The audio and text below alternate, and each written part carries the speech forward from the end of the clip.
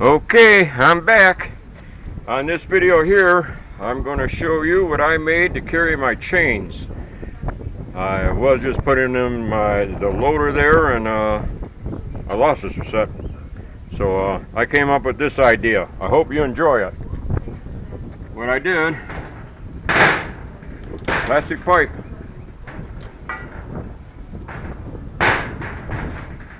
4 inches in diameter. What I did, and then I bought a cap that fits on the end of it, and it's not even screwed in, or glued in. So I just have it pressed.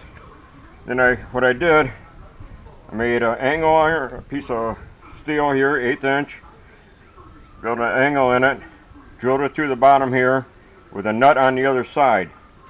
Over here, I did the same thing, drilled here all the way through, put a nut on it. That makes it stable here. What I also did was I added this lip here, and I'll show you where that comes into effect shortly. So to assemble it, this part here fits on the ROPS. I made all this out of while I was sitting at home. I wasn't even near my tractor, so I just took a guess on how to do it, and I came up real close. Dimension on this, well, you can make your own, but dimension on this is 16 inches long. From here to there is 12 inches long. This here, maybe I said it already, I'm getting old, but this is 17 inches, not counting this. So you want to at least cut 17 inches. I would go 18 inches.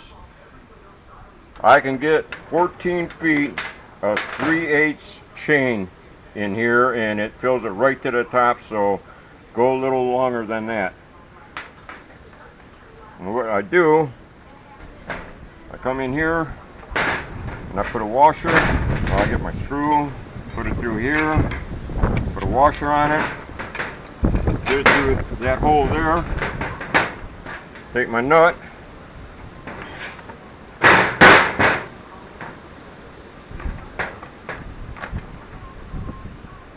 screw my nut on here. Bear with me, it's going to take me a couple seconds here.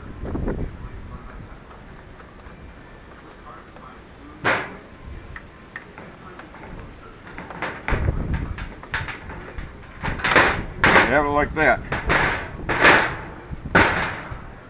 So now, to keep the water out, this is a drain plug. A gripper is for put on your drain pipe. What it does is, when you turn this, it expands.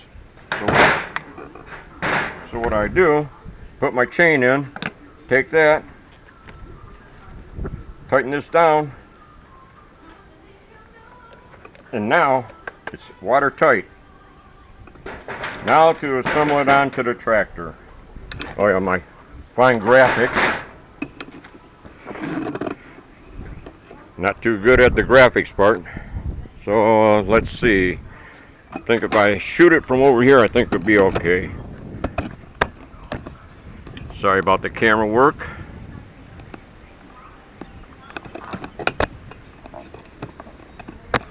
Bear with me here.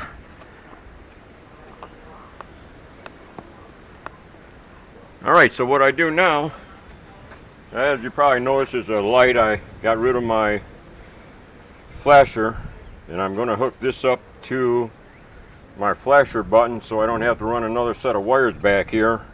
Right now I just got it plugged into my tail light, so when I turn on the lights, I don't have a tail light, but this lights up automatically, which I'm not crazy about. I'm trying to figure out the wiring system for the flashers so I can eliminate the flash and just have direct current right to it so it's on when I push the hazard light button. Haven't figured out the wiring on that yet, but I will. Back to the chain holder. And like I say, I made this at the house and it just fits in there. And the only reason I'm using a clamp now is I went to 3 different stores. 2 Tractor Depot, and I'm not going to mention the Kubota dealership in Port Huron here. Spent a half an hour in there while the gentleman was looking up D square U clamps. And half an hour I'm sitting there. Then he finds the number on it, and then he asked me how many I'd want. I told him 2, and he says, well, I can have those for you tomorrow. And, well, I wanted them today. You would think they'd have something like that in stock. My dealership, Rosie Brothers, they've got all that in stock, but unfortunately I went in the opposite direction. I had other things to do rather than going towards the Rosie Brothers. There's a little plug for you. So I have to wait on buying that. But now, what I do, and like I say, I made this at home, so I really didn't know what I was, dimensions or anything. So now when I want my chain, I just tip this down like this, my chain will come out. What I plan on doing, I plan on putting stops in here, so it'll only go down so far. I don't want it to go all the way down, but it just so far, which I think will work out good. Nice. And that little thing that I was showing you before, all right, this part here, now let me get from the other side, sorry about that. All right, this part here, that goes underneath here, and there's a hole drilled in it, and then what I do, I put a pin in there, that way there it keeps it from going back and forth like that, it holds it in place. And when I get the clamps, I'll mount it and maybe do another video showing it. It'll just be a real short one. But I wanted to put this out there. Now you can take this, you can put it on either side, or you can even do it to here. This is 2 inches wide. It's just this is 1.5 inches, so it hangs over. So I figured this was the best part, doing it on this side here.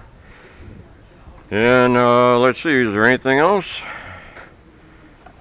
Well, I guess that's about it. So I just want to make this fast video here, showing you what I did to hold my chains when I'm out. I would suggest, now I plan on making another one for the other side, but I'm going to put my tools in that one. So I have tools on one side and chain on the other side, and the reason I put the chain on this side here is because that's where I have my chainsaw holder.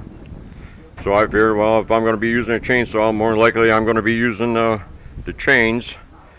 So I decided to do it on this side, and I can always put a little tube box, or a tube, I guess I'm going to call it, on the other side there. I may go 3 inches rather than 4 inches. It all depends on how my hand fits inside. I think 4 inches is just about right. It really doesn't add that much, still within inside the wheels, which is good. So I don't have to worry about that as much. And if I'm real careful going through the woods, then I don't have to worry about the tree branches taking it. And if they do, well, guess what?